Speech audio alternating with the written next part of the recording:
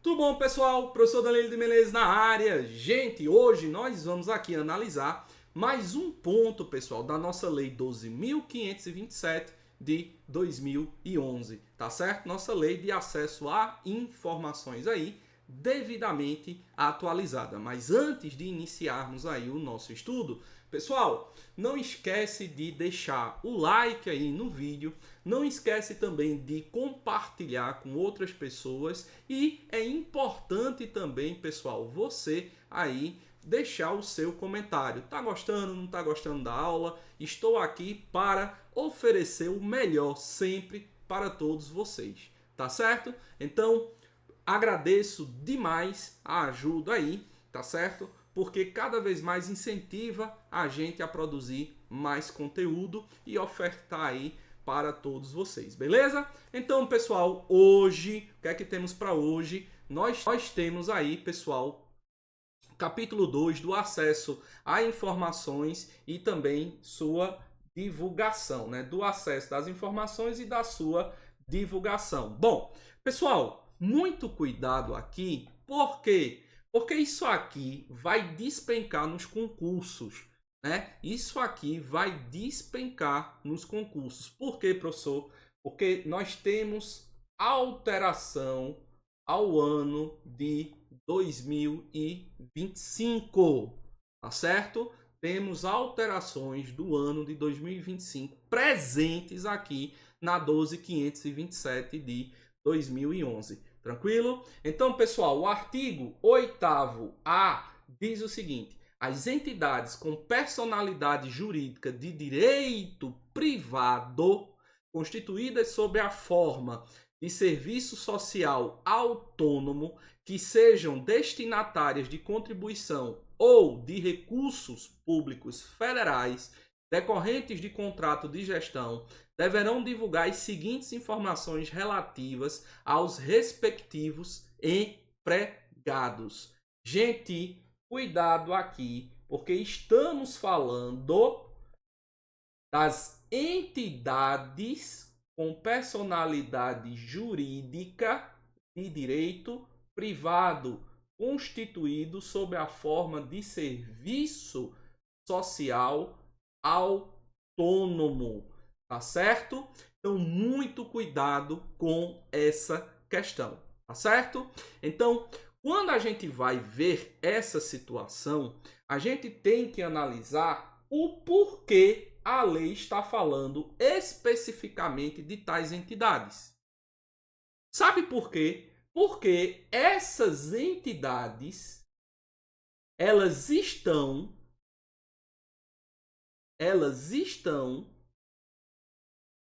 ou como destinatárias. Vou pegar o marca-texto que fica melhor. Ou elas estão como destinatárias de contribuições ou de recursos públicos federais. Ou ela é uma destinatária ali de contribuições, ou ela vai ali, né, receber recursos públicos federais. Por isso que a lei chegou e disse assim, a lei chegou e disse assim, agora a gente vai ter cuidado com a divulgação, a publicidade e a transparência das informações relativas a entidades com personalidade jurídica de direito privado. Atenção. Tranquilo? Muito bem. E aí é uma obrigação divulgar as seguintes informações. Vai divulgar o quê? Inciso 1. Plano de cargos e salários, inclusive a divulgação com os critérios para evolução da carreira e para fixação da política salarial, certo, professor? Mas vai divulgar de quem? Ó, ele está dizendo aqui, ó, 2 empregados. Então vai divulgar o plano de cargos e salários, inclusive com a divulgação dos critérios para evolução na carreira e para fixação de política salarial. Vai também, né, o quantitativo total de empregados de entidade, discriminando por cargo, faixas salariais, acompanhado do nome do empregado e do cargo por ele ocupado. Vai ter também lista discriminada por faixas salariais, das parcelas remuneratórias e indenizatórias, ainda que eventuais. O que é isso, professor? O que é que isso quer dizer? Eventual é uma vez ou outra. Quando cai na prova, e tome cuidado aqui, o examinador vai colocar não eventuais. O que significa não eventuais? Isso aí a gente analisa lá no direito do trabalho, né? Isso é um dos requisitos para caracterização do que vem a ser empregado. Quem é que define isso, professor? A CLT. A legislação trabalhista é quem define isso. E um dos requisitos é a não eventualidade. Ou seja, eu trabalho para um empregador de segunda a sexta, de segunda a sábado, né? Eu não trabalho só um sábado sim e depois eu trabalho daqui a um mês, outro, né? Eu trabalho hoje, só trabalho daqui a 2 semanas. Isso é algo eventual, esporádico. Por isso que o inciso 3 aqui, ele diz isso, ó. Ainda que eventuais, mesmo que não sejam aqueles empregados, vamos dizer assim, efetivos, fixos, né? E os não eventuais também vão ser aí publicados, vai ter a transparência dessas informações, beleza? Incluídos auxílios, ajuda de custo, gratificações, os jetons e quaisquer outras vantagens pecuniárias que os empregados possam receber em virtude de condições específicas. Recebeu vantagem pecuniária. Professor, o que é pecúnia? Pecuniárias. Pecuniárias é pecúnia, significa dinheiro, beleza? Então, viu a palavra pecúnia, pecuniária significa dinheiro, tá certo?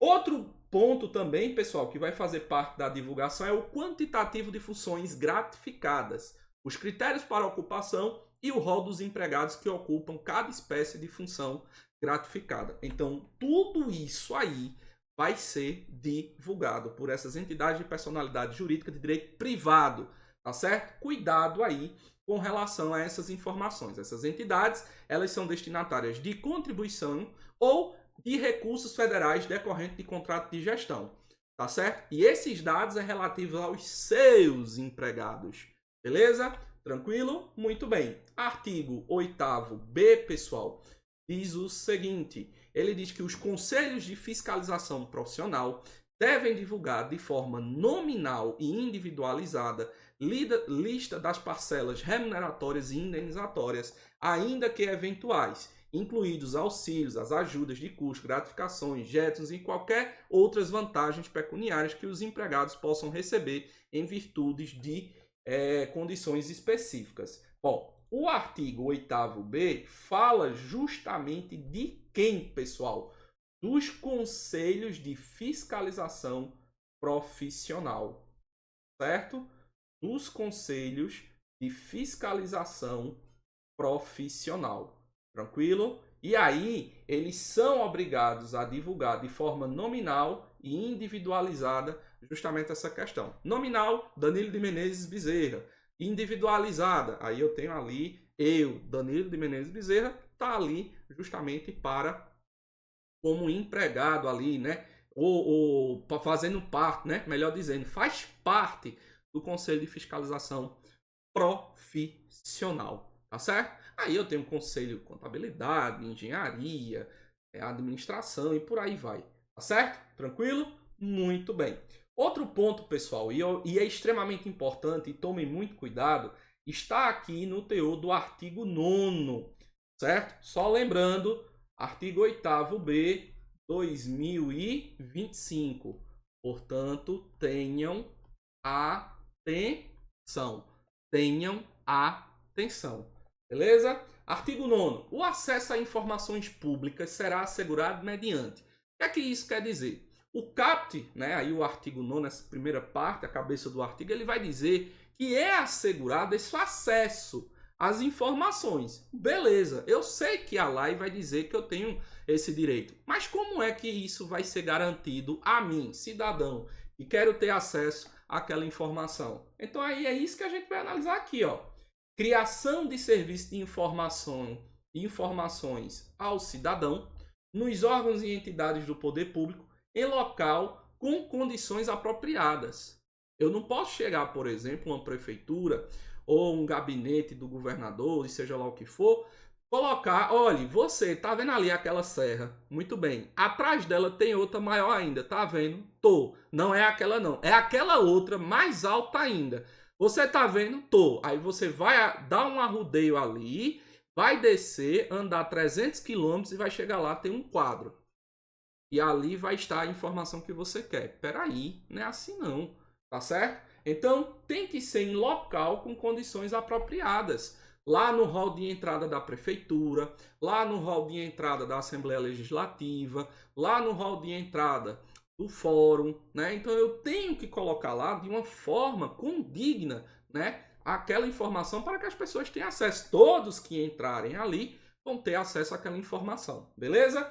Então isso serve para quê, pessoal? A linha A diz: atender e orientar o público quanto ao acesso à informação. Informar sobre a tramitação de documentos nas suas respectivas unidades.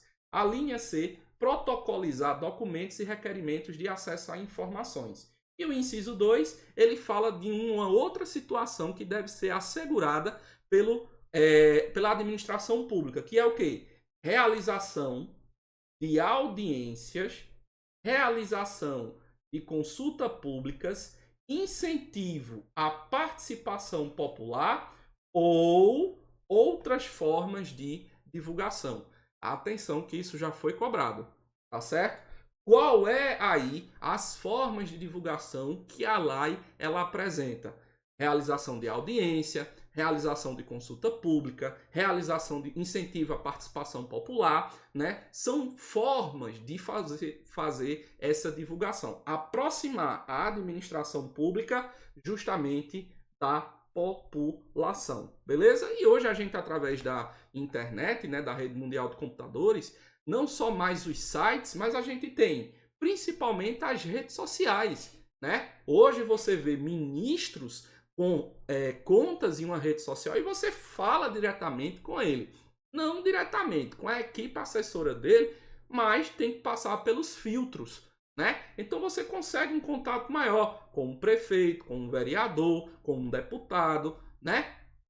Então você consegue mais essa participação, né? Você hoje evoluiu, né? A internet ela veio para evoluir, as redes sociais mais ainda. Tranquilo? Muito bem, pessoal. Então, minha gente, nós vamos ficando por aqui, tá bom? Eu desejo a vocês tudo de bom. Não esqueçam aí, pessoal, de deixar o like, compartilhar esse vídeo, né? Compartilha aí com alguém que esteja estudando essa norma, que está precisando, né, de uma força aí, né? Foca muito em outros conteúdos, mas fica meio perdido. Eita, essa lei como é que eu faço? Compartilha com esse pessoal, né, que está precisando dessa força. Não esquece de também deixar o comentário. Tá gostando? Não tá gostando?